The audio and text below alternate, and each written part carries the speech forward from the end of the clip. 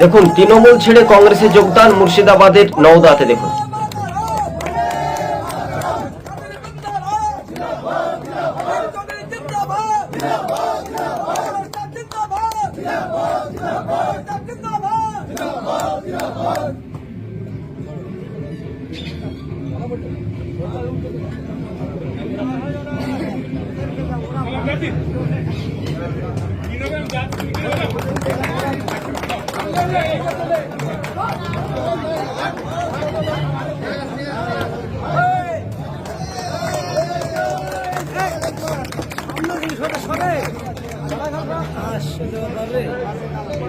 সামনে দিয়ে সরেন।